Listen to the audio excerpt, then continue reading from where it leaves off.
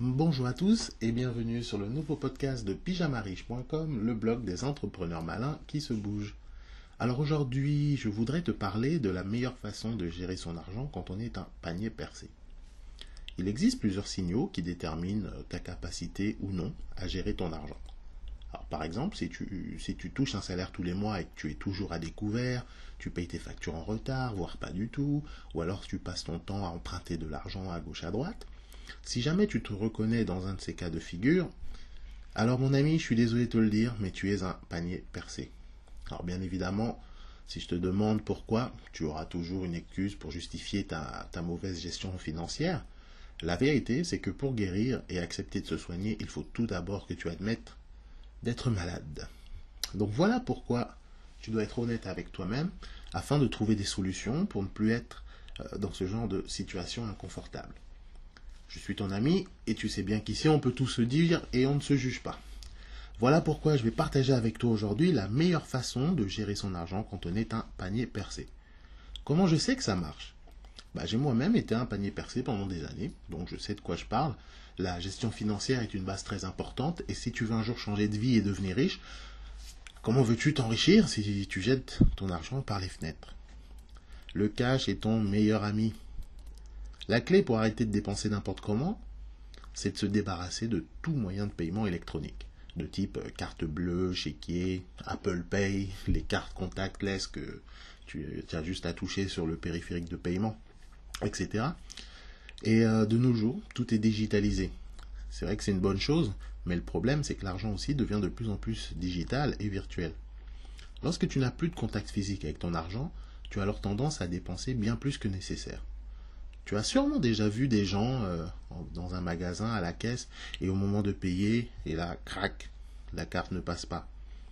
Comment se fait-il que ces personnes ne se soient pas rendues compte qu'ils n'avaient pas les fonds nécessaires lors de leur achat? C'est ça la vraie question. Lorsque ton argent et tes dépenses se font de manière virtuelle, tu perds le fil de tes dépenses. D'où l'expression faire chauffer la carte bleue.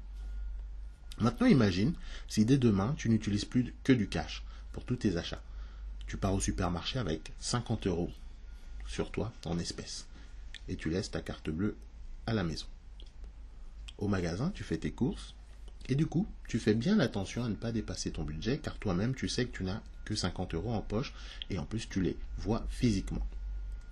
Résultat, tous ces achats impulsifs, cette fois-ci, tu n'en auras pas car techniquement, tu ne peux dépenser que ce que tu as sur toi.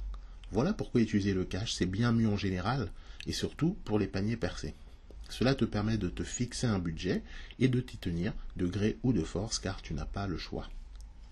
En plus, tu verras que l'argent prendra une toute autre dimension lorsque tu l'utilises physiquement plutôt qu'en digital. J'ai moi-même constaté que tu es bien plus responsable lorsque tu utilises du cash. Contrairement à une carte bleue, lorsque tu sors une belle liasse de billets bien épaisse, dans ta tête, c'est comme si tu n'avais pas envie que l'épaisseur de ta liasse diminue. Du coup, tu réfléchis à 2 fois avant de faire une quelconque dépense. Résultat, tu dépenses moins et tu te mets même à économiser, car tu as envie de voir ta liasse grossir de plus en plus. Cela devient comme un jeu, mais un jeu bénéfique pour toi. Je te conseille d'essayer cette méthode car elle est très efficace et elle crée un autre rapport à l'argent. On dit souvent que les anciens savent plus de choses de la vie que les jeunes. Alors pourquoi crois-tu que beaucoup de personnes âgées utilisent l'espèce plutôt que la carte bleue ou les chèques? Et un autre avantage de l'espèce, mais cette fois-ci, c'est plus pour les plus parano d'entre nous, on va dire, quoique, c'est que lorsque tu utilises l'espèce, tu sais toujours où est ton argent. Je n'ai aucune confiance dans les banques et tu ferais mieux de te méfier également. Avoir une somme conséquente en cash chez toi te permet un accès direct à tes fonds en cas de problème. Sais-tu que pour retirer plus de 1000 € à la banque, il faut demander la permission? Sérieux? Ton argent que tu as gagné durement, si un jour tu as un coup dur et tu as besoin d'une somme importante, tu dois demander l'autorisation à ta banque pour retirer ton argent. Et ça prend des jours et des jours. Alors bravo. Il est donc important de te constituer un petit trésor de guerre en cash au fur et à mesure que tu sécurises chez toi. Alors je sais, beaucoup pensent que ce n'est pas rassurant de garder de l'argent à la maison et que c'est mieux en banque. LOL. Alors on va dire ça aux Chypriotes, aux Grecs, aux Argentins. Ils ont connu des crises et lorsque les gens ont voulu retirer leurs sous, on leur a dit quoi? On leur a dit ah non, la banque est fermée, il n'y a plus d'argent. Et là t'es baisé. Toutes tes économies, ben voilà, ça a disparu, tu n'y as pas accès. Tandis que si tu m'écoutes et que tu gardes ton petit pactole à la maison, en cas de crise, toi au moins tu auras ton cash. Alors bien sûr, il y a des règles de sécurité à suivre. Par exemple, tu ne dois le dire à personne que tu as de l'argent cash chez toi. Je répète encore une fois, tu ne dois le dire à personne. Ensuite, dans une maison, il y a des risques. Incendie, inondation, cambriolage, etc. Donc ton argent doit être stocké dans un récipient sécurisé qui résiste au feu et aux incendies, notamment. Si tu es créatif, tu peux le fabriquer toi-même. Sinon, tu vas voir sur eBay ou Amazon, il y a un petit paquet, il y a pas mal de boîtiers adaptés pour stocker de l'argent liquide chez soi en toute sécurité. Il y a différentes formes, etc. Il y en a même qui sont assez originales. En tout cas, n'oublie jamais que l'argent est ton outil pour la liberté et plus tu en as, plus tu seras libre. Alors prends-en soin. Donc moi je t'invite pour encore plus de conseils, de bonnes idées, de vidéos, d'articles, etc.